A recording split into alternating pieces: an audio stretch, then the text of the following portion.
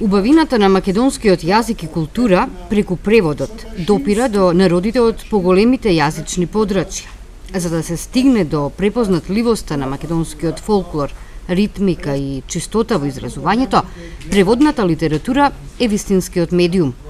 Македонистите во светот успеваат да допрат до суштината на македонското живење и истото да го пренесат на своите сонародници. Средбите на преведувачите во Тетово се само потврда за значењето на македонскиот јазик во светски рамки. Стефан Симовски како председател и Советот на меѓународната средба на книжевните преведувачи и покрај финансиските потешкоти се обидуваат традицијата на 4-децениското постоење да ја продолжат во интерес на промоцијата на нашиот јазик и култура во светот. Во однос на македонскиот јазик, бидејќи се работи за јазик со ограничена географска распространетост, а потребата од афирмација на сопствената култура и литература ја гледа токму преку комуникацијата со јазиците со поширока географска распространетост.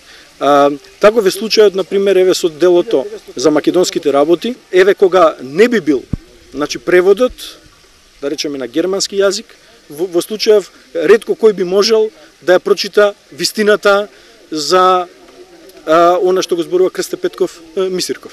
Од година во година се има впечаток дека се намалуваат учесниците на овој симпозиум, на оваа средба.